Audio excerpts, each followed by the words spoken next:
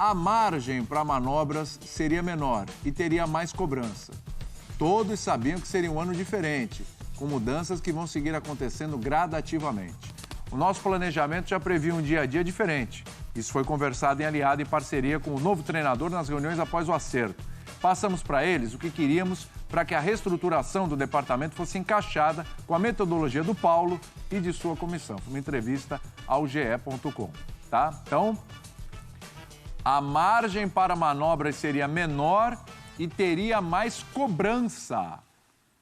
O grande reforço do Flamengo para essa temporada é a cobrança.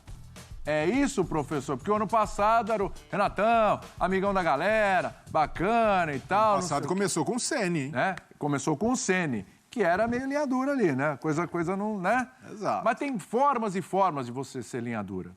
Tem formas e formas de você administrar aquela cobrança, aquela linha dura no dia a dia. Quando o chefe chega, dá uma bronca, tem que fazer, tem a meta para bater, mas sexta-feira tem um churrasco no fim do expediente, aí a gente faz numa boa. Por exemplo, se o Leão chegar amanhã linha dura, né? A falta é essa aqui, ó. Assim, eu vou levar numa boa, porque eu sei como é que é o Leão.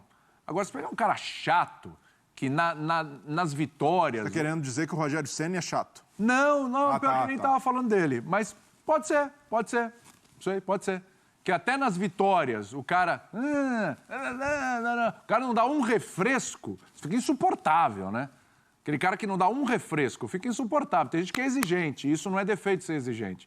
Mas você tem que saber a hora da cobrança. Chega uma hora que você tem que dar uma aliviada. Não, amigão, tá tudo certo, tudo bem, daqui a amanhã cobre. É isso. O grande reforço é a linha dura, prof? Eu não gosto muito desse papo, não, viu? Eu acho que esse papo era mais adequado a um outro Flamengo. Sabe aquele Flamengo antes do período áureo, que falava de jogador acomodado, time do arame liso? Ali sim, ali fazia algum sentido naquele momento. Eu acho que o ano passado do Flamengo deixou de ser um ano de títulos, não principalmente por acomodação, mas por uma série de dificuldades, né? Primeiro, adversários também muito bem preparados, não perdeu para o vento, perdeu para a gente que estava trabalhando tanto quanto o Flamengo.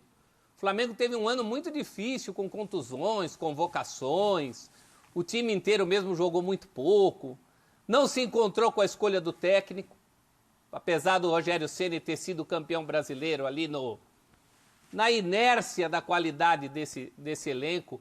O Flamengo teve sérios problemas com o técnico. E não estou falando de linha dura, não. Estou falando de técnico mesmo. Estou falando que o Renato não arrumou a defesa.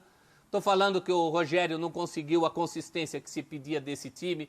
E aí sim, talvez o Rogério tenha estressado um pouco. Áudios vazados mostraram isso, né? Não havia um clima para ele. Aí sim, ali eu acho que teve, não sei se um excesso de linha dura, mas não se falou a mesma língua. Eu acho que o Flamengo começa o ano, acho que já começou com uma atitude interessante, dando uma enxugada ali nos Pires da Mota da vida, do elenco, que é coisa que o Flamengo já não fazia há algum tempo. Então está comendo mais pelas bordas nesse sentido. Mas eu não gosto muito desse discurso da linha dura, do autoritário, a não ser que seja um caso muito extremo, como aquele do Cruzeiro que derrubou o Rogério Ceni. Ali não tinha jeito mesmo da gente disfarçar. Mas não parece o caso do atual Flamengo, não. Eu acho que o Flamengo acabou perdendo, ou não ganhando títulos no ano passado, né? Por fatores bem outros que estão na frente de qualquer acomodação. Até porque não tinha muito no que se acomodar, né? O ano passado também foi um ano de cobrança. Ou não se cobrou do Flamengo o título de Libertadores, não se cobrou uma melhor performance em Copa do Brasil, que foi frustrante, não se cobrou um brasileiro que acabou não vindo, se cobrou tudo isso. Então, acho que ninguém tinha nem motivo para se acomodar ali.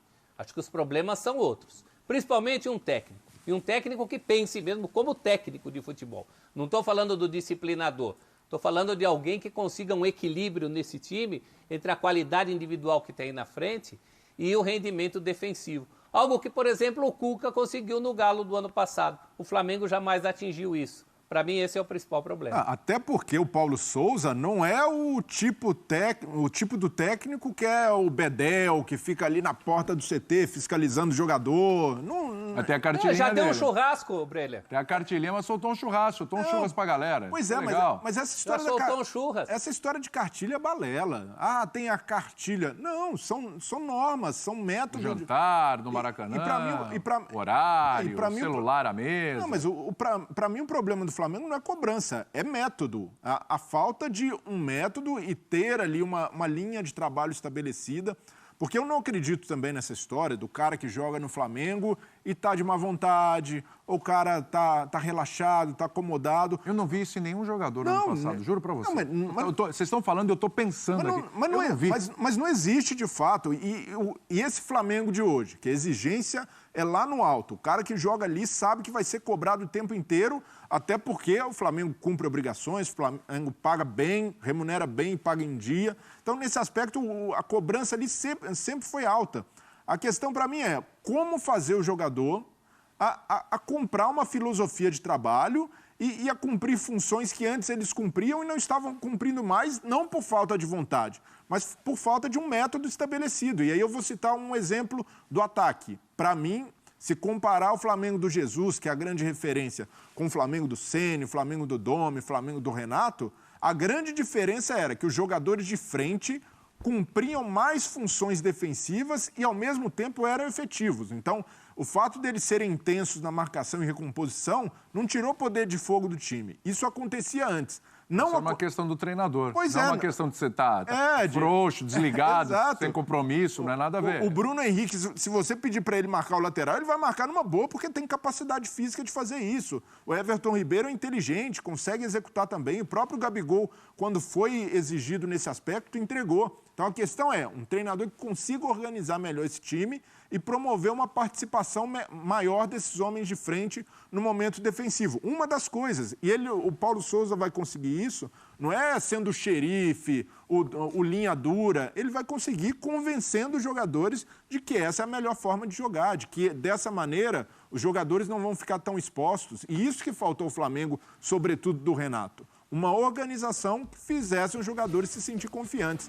Por isso eu não vejo, cartilha, pode ser o treinador mais linha dura que for. Se o trabalho de campo dele não for bom, os jogadores não comprarem, tá fadado ao fracasso. Eu acho que eu não vi ninguém